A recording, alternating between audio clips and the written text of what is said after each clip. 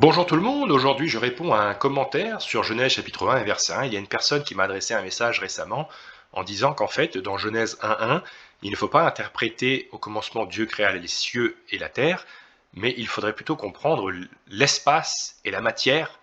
Et donc le but ici est de pouvoir insérer le Big Bang et de pouvoir résoudre certains problèmes en fait qu'il y aurait à partir du moment où vous essayez d'intégrer le Big Bang et l'évolution dans la Bible.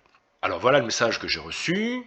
Bof, c'est juste qu'il prend la Bible de façon littérale et historique, alors que c'est évident que ça ne peut pas être le cas.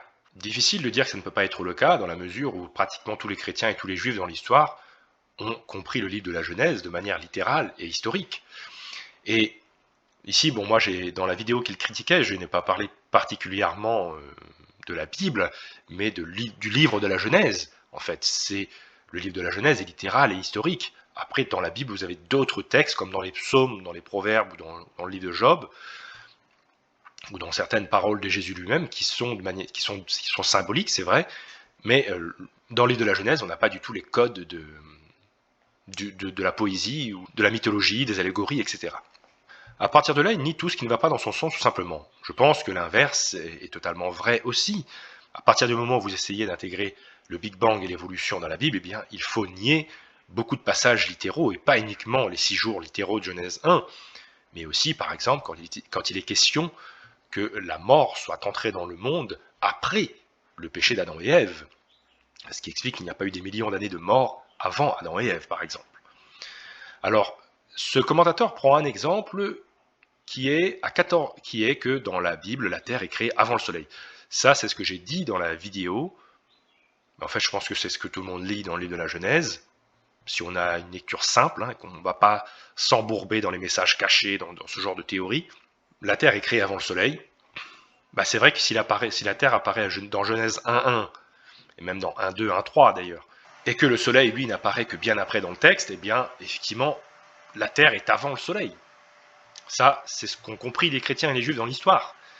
Maintenant, pour cette personne-là, comprendre que la Terre a été créée avant le Soleil, c'est une grosse erreur d'interprétation.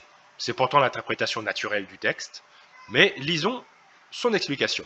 À cette époque, le concept même de planète n'existait pas, encore moins de notre planète qui s'appellerait la Terre.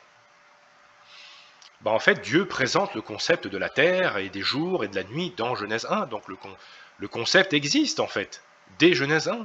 C'est Dieu qui parle, donc Dieu connaît tous les concepts, hein, il présente certains concepts dans ce premier chapitre. La phrase exacte de la Genèse, au commencement Dieu créa le ciel et la terre, il faut comprendre ici la terre au sens de la matière, pas au sens de la planète. Je pense que c'est totalement arbitraire de dire ça, même si bien sûr la terre c'est de la matière, donc c'est en partie vrai, mais là en fait on parle de Eretz, on parle de la terre, tout simplement, on ne parle pas de toute la matière qu'il peut y avoir dans l'univers. C'est évident puisque ce concept n'existait pas. Selon lui, ça n'existait pas, mais ça existe selon le texte. Et tous les historiens et linguistes sont d'accord à ce sujet. Consensus total. Alors moi, je lui ai demandé la liste des historiens et des linguistes qui sont d'accord à ce sujet-là, mais je suis sûr qu'il n'y a pas consensus total, puisque j'ai déjà présenté sur cette chaîne des spécialistes de l'hébreu comme James Barr ou Stephen Boyd et d'autres, qui, en fait, acceptent le fait que la Bible, que la Genèse enseigne 6 jours littéraux. Alors, les spécialistes de l'hébreu ne vont pas forcément être d'accord scientifiquement avec le fait que la Terre a été créée en 6 jours, mais ils vont reconnaître que c'est ce que le texte indique. Et ils vont dire finalement que le texte fait une erreur, ou que c'est faux, que la Bible n'est pas la parole de Dieu, etc. Ils vont l'expliquer d'une autre manière. Mais c'est vrai que si vous êtes honnête dans votre interprétation, vous voyez que la logique biblique, c'est 6 jours littéraux. Et donc, évidemment, tous les historiens et tous les linguistes, alors ce seraient surtout les linguistes et les théologiens dont il faudrait parler, mais les linguistes et les théologiens modernes, eh bien, ils peuvent dire différentes choses, il y a différentes interprétations. Je ne nie pas qu'il y a des théologiens terre vieille aujourd'hui, mais il y a aussi des théologiens terre jeune. Et en fait, plus on remonte dans l'histoire de l'interprétation de la Genèse, et bien plus on retrouve en fait qu'il n'y avait que des théologiens terre jeune, hein, et même saint Augustin, qui est l'un des rares candidats auxquels les créationnistes terre vieille et les évolutionnistes théistes peuvent faire appel, et bien même lui en fait dit dans ses écrits que la Terre a été créée en 5600 avant Jésus-Christ, et il dit en fait que la création a été instantanée, pas en 6 jours. Donc en fait, il est plus créationniste que les créationnistes, parce que nous disons, on s'en tient au texte en disant que Dieu a créé en 6 jours. Saint Augustin a voulu pousser plus loin en disant que non, en fait, Dieu est tellement puissant que ça peut se faire en un instant. Et donc en fait, Saint Augustin, c'est vraiment le dernier personnage qui peut être inclus dans la théologie terre vieille. Il est parti dans le sens inverse, en fait. Dans une création plus jeune encore que la créationniste que le créationnisme des créationnistes terre jeunes d'aujourd'hui. Et Jésus lui-même, en fait, est un créationniste terre jeune. On le voit quand il dit au commencement, Dieu a créé l'humain, homme et femme, en fait. Et en fait, on voit que Jésus place Adam et Ève au début de la création. Il les place quelques jours après la création, après le premier acte créateur, et il n'indique pas du tout, en fait, il ne laisse pas penser que l'être humain est arrivé des milliards d'années après le premier acte créateur, sinon il serait arrivé à la fin de la création. D'ailleurs, ça pose problème, parce que la Bible dit que la mort est entrée dans le monde après le péché d'Adam et Ève, et les évolutionnistes ils doivent trouver d'autres solutions pour interpréter ce passage pourtant clair de l'apôtre Paul dans Romains 5, mais c'est la logique de Genèse 3, Genèse 2, Genèse 3, doit trouver d'autres moyens d'interpréter ça, parce qu'en effet, l'évolution indique que la mort a régné depuis le premier instant de la création d'une certaine manière, qu'elle a existé bien avant le péché d'Adam et Ève, et qu'en fait, il n'y a pas de lien entre la mort et le péché. En fait, pour eux, la mort existe, péché ou pas. Et on pourrait presque se demander à quoi Jésus-Christ sert si la mort existe indépendamment du péché, et qu'en fait le péché n'a pas produit la mort. Pourquoi racheter le péché si celui-ci n'a rien à voir avec l'entrée de la mort dans le monde? Donc ça pose des gros problèmes de logique, en fait, de cohérence biblique. Alors, on peut traduire cette phrase avec des mots d'usage courant aujourd'hui. Au commencement, Dieu créa l'espace et la matière.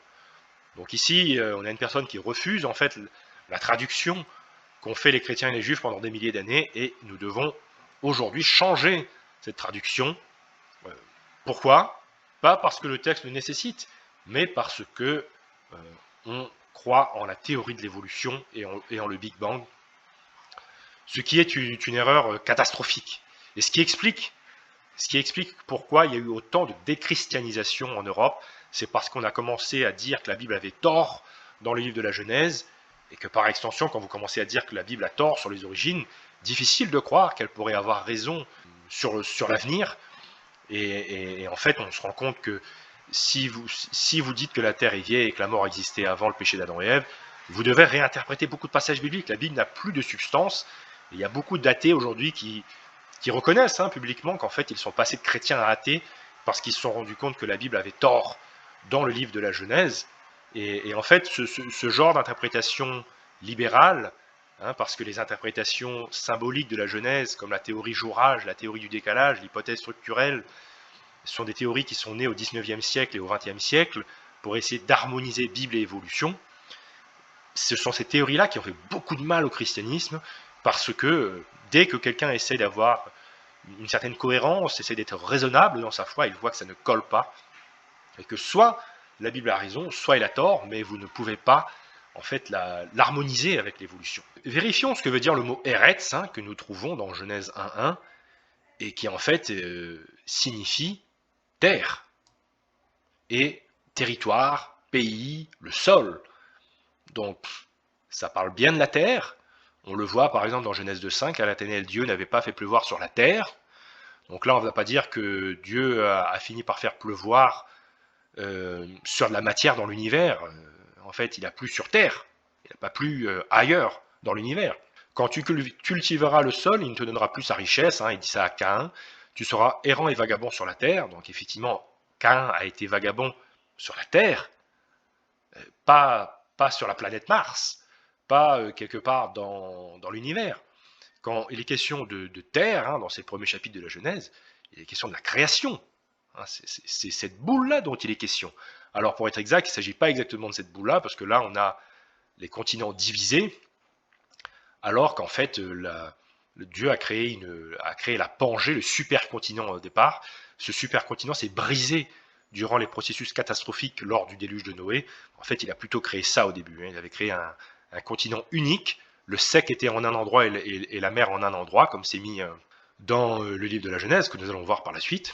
Voilà, et il y a 2503 occurrences du mot Eretz dans l'Ancien Testament, et en fait, il n'y a aucune logique à dire que le premier verset de la Genèse devrait être traduit par la matière plutôt que la terre. Ici, nous voyons donc notre Genèse 1.1, au commencement Dieu créa les cieux et la terre. Je pense que Louis II, hein, comme tous les traducteurs en fait de la Bible, eh bien en fait ils ont eu bien raison de mettre la terre, parce que c'est ce que le mot Eretz veut dire.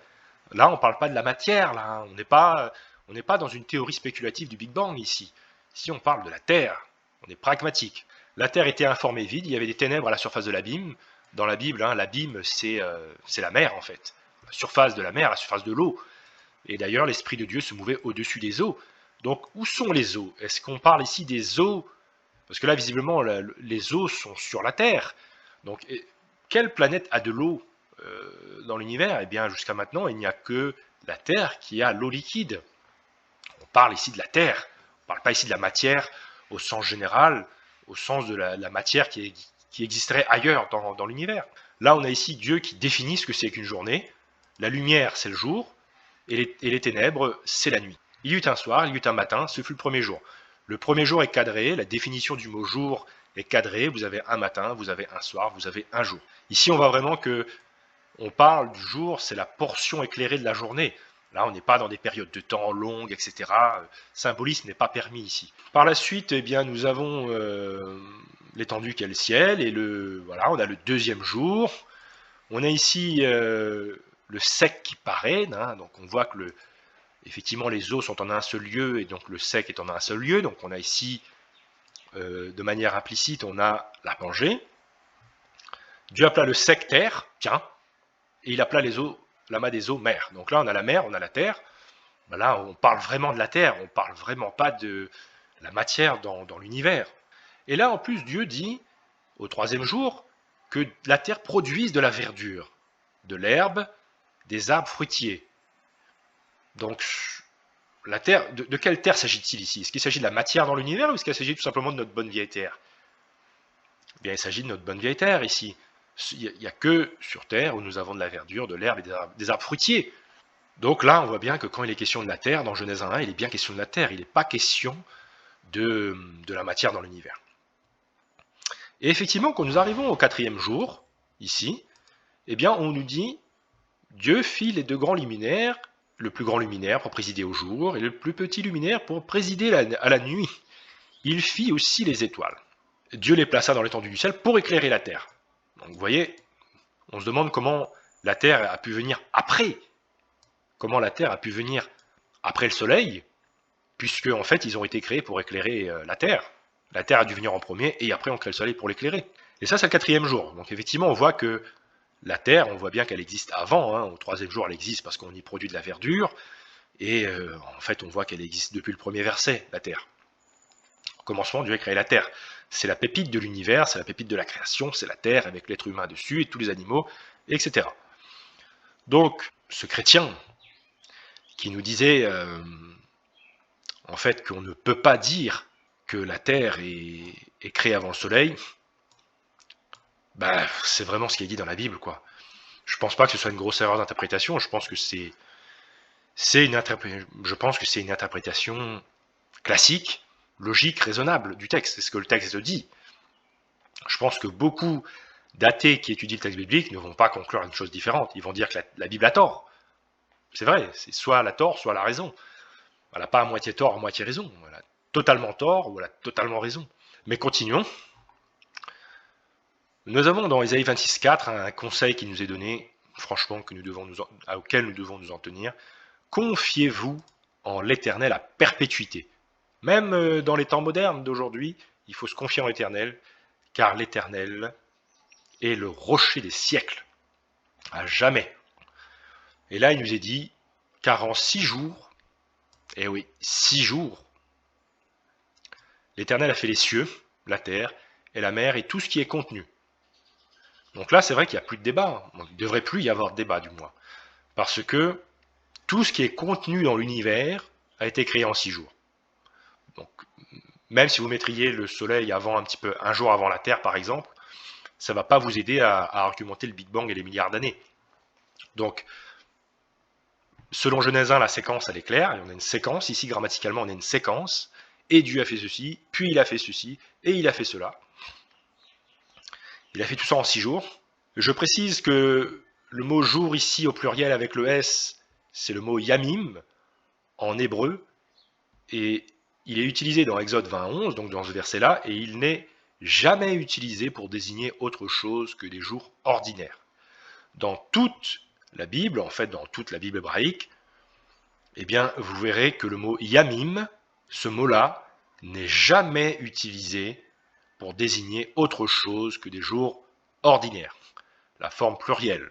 Donc ceux qui voudraient parler de jours longs ou de jours symboliques, eh bien la Bible malheureusement ne soutient en aucun endroit cette idée. Maintenant, allons retrouver ce verset-là, Exode 20:11, dans la Bible. Nous le retrouvons effectivement ici. Tout ce qui est contenu, tout a été créé en l'espace de 6 jours. Et c'est un chapitre assez important, ce chapitre d'Exode 20, parce que nous avons ici Dieu, nous avons ici l'Éternel, qui parle aux Israélites directement. On sait que le mode opératoire standard, c'est que Dieu parle aux prophètes, les prophètes parlent aux Israélites, et on a vu que Dieu a beaucoup parlé avec Moïse, qui est considéré comme son ami, et que Moïse diffusait ensuite l'information aux Israélites. Ça, c'est le fonctionnement normal. Et on sait que c'est Moïse qui a écrit le Pentateuque, c'est ce qui est attesté par Jésus-Christ notamment. J'ai des articles là-dessus qui viennent prouver que c'était écrit par Moïse et pas par l'hypothèse GEPD ou je ne sais quoi. Mais c'est vrai que quand il s'agit des 10 commandements, c'est le doigt de Dieu qui a écrit, c'est Dieu qui a écrit lui-même. C'est même pas Moïse en fait qui a écrit à la base les 10 commandements, c'est Dieu qui l'a écrit lui-même. Donc dans ces 10 commandements, on a ça, le 4e commandement, sur le jour du sabbat. Et en plus, non seulement Dieu l'a écrit lui-même sur les tablettes qu'il a créées en 6 jours, on peut imaginer que Dieu sait ce qu'il a fait à la création, mais en plus de l'avoir écrit, il a aussi parlé directement aux Israélites, sans passer par Moïse. On le voit ici, les Israélites disent à Moïse, « Parle-nous toi-même et nous écouterons, mais que Dieu ne nous parle point de peur que nous ne mourions. » Et Dieu dit plus tard, « Vous avez vu que je vous ai parlé depuis les cieux. » Donc ici, il faut essayer de s'imaginer la scène. On aurait probablement été aussi écrasé que les Israélites dans cette situation, parce qu'il est compliqué de dire qu'on va écouter Dieu alors qu'on est dans notre péché, on est écrasé par la parole de Dieu. Et ici, il leur a dit oralement, « J'ai travaillé 6 jours, je me suis reposé le 7e à la création, donc vous allez travailler 6 jours et vous allez vous reposer le 7e jour. J'ai appliqué un modèle à la création, vous appliquez le même modèle aujourd'hui. Ce que j'ai fait à la création, vous le faites vous aussi aujourd'hui. » Imaginons-nous un instant que les Israélites reçoivent cette information-là oralement de la part de Dieu. Ils entendent que Dieu a dit qu'il a créé en 6 jours, mais qu'en fait, il ne faut pas comprendre 6 jours, il faut comprendre 6 longues périodes de temps. Cela ferait de Dieu un terrible communicant, un tortionnaire de la communication. Et les Israélites, en fait, s'ils avaient compris ça, en fait, pourquoi ils travailleraient 6 jours et se reposeraient le 7e? Si Dieu, en fait, il n'a pas vraiment travaillé 6 jours, mais qu'il a travaillé pendant des milliards d'années, par exemple, comment fait-on sens, en fait, de ce commandement-là? C'est puisque Dieu a travaillé 6 jours et qu'il s'est reposé le 7e, que les Israélites devaient faire de même. Donc, le jour du sabbat, c'est le 7e jour, et je parle bien du jour du sabbat, parce qu'après l'année du sabbat, c'est autre chose, parce qu'on a d'autres concepts liés au sabbat par la suite, mais quand on parle du jour du sabbat, c'est toujours le 7e jour. Et ça, c'est en référence au fait que Dieu s'est reposé le 7e jour. Si Dieu a dit oralement aux Israélites qu'il a travaillé 6 jours, il faut garder cette durée-là comme étant de 6 jours. Faut pas voir des messages cachés partout, voir des complications partout, pour à chaque fois refuser un sens littéral. Ce qui est littéral est littéral. Après qu'il y ait des passages symboliques dans la Bible, pas de problème, je pense qu'on le reconnaît. Il y a plein de passages symboliques dans la Bible. Mais il y a des passages qui sont historiques et littéraux. En fait, il y a plus de passages historiques et littéraux, parce qu'en fait, la Bible, globalement, c'est un livre historique. À telle époque, il s'est passé ça, puis ensuite, il s'est passé ça, puis ensuite, il s'est passé ça. Ce sont des récits historiques. Donc, voilà moi ce que je pouvais dire sur ce sujet. En plus, la forme plurielle de jour, yamim, utilisée dans Exode 20:11, n'est jamais utilisée pour désigner autre chose que des jours ordinaires dans l'Ancien Testament. Donc, impossible, en fait, à la lumière de la logique, de la cohérence, de la grammaire, etc. En fait, on ne peut pas dire que ces 6 jours soient autre chose que littéraux. Et voilà. D'un point de vue scientifique, il ne fait aucun doute que l'auteur de la Genèse voulait indiquer que Dieu a créé en 6 jours littéraux. Après, si notre autorité, c'est les séculiers, ben, il faut suivre ce que font les séculiers. Mais si votre autorité, c'est Jésus-Christ ou l'Éternel, eh bien, il faut suivre Dieu, tout simplement. Donc voilà ce que je pouvais dire, hein, et on voit, il est question de faire pleuvoir sur la terre dans Genèse 2, bon bah évidemment, on fait pleuvoir sur la terre, pas sur la matière dans l'univers, pas sur la planète Mars.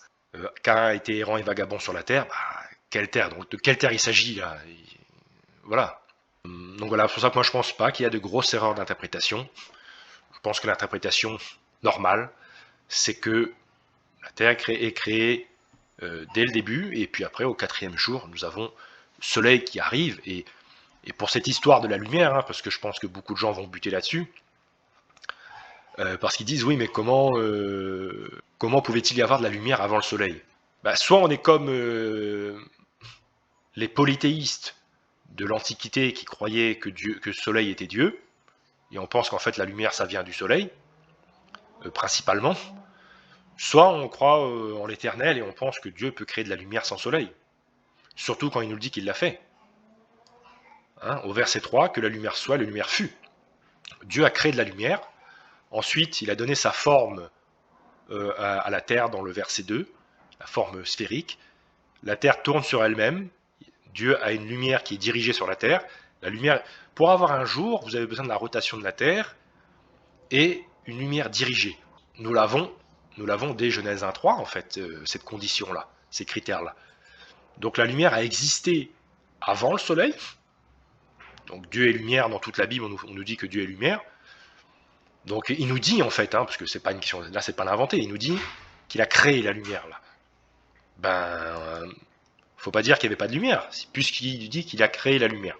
Voilà. Et ensuite, au 4e jour, le soleil prend le relais.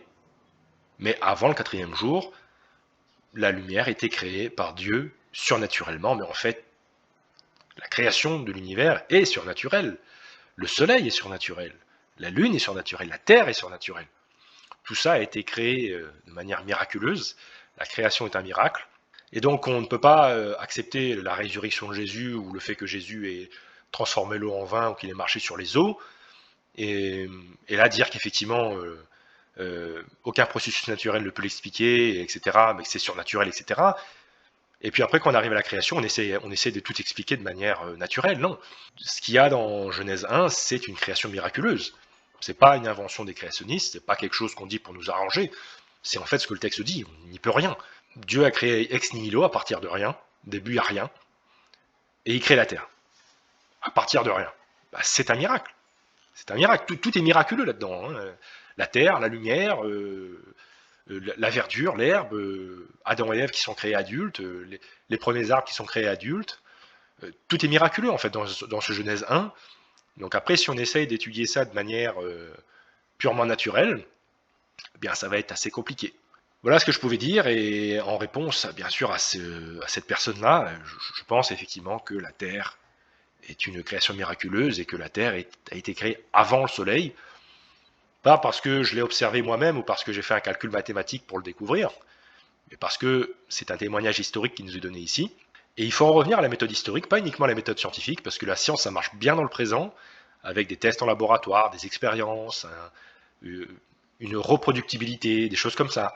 Mais c'est vrai que quand vous parlez du passé et du débat création-évolution, là, il n'y a pas d'observation possible, il n'y a pas d'expérience de laboratoire possible, on ne peut pas reproduire la création ou l'évolution en laboratoire. Donc, d'ailleurs, on voit bien que les évolutionnistes n'arrivent pas en fait à créer une protéine ou une cellule primitive en laboratoire, malgré les milliards de dollars qui sont utilisés pour essayer d'y arriver. Donc la vie est un miracle, tout simplement, et il faut en rester à une interprétation toute simple de la Genèse, en fait, une interprétation qui n'est pas exotique, en fait, qui n'est pas bizarre. Parce qu'en fait, Genèse 1, 2, 3, jusqu'à Genèse 11, ça a été interprété littéralement par les chrétiens et les juifs durant l'histoire. Et les créationnistes de Terre Jeune aujourd'hui ne font que continuer en fait cette interprétation, ne font que continuer de l'enseigner. Ils n'inventent pas en fait là. Le texte s'interprète à partir du texte et il ne s'interprète pas en fonction d'éléments externes, parce que sinon on fait dire ce qu'on veut au texte. On fait dire ce qu'on veut à Moïse en fait là. Nous devons en fait, voilà, se confier en l'Éternel, qui est le mieux placé, en fait, pour nous dire ce qu'il a fait lui-même au commencement, qui est fiable, qui est un rocher des siècles. Voilà donc ce que je pouvais dire, et je vous dis à très bientôt, au revoir.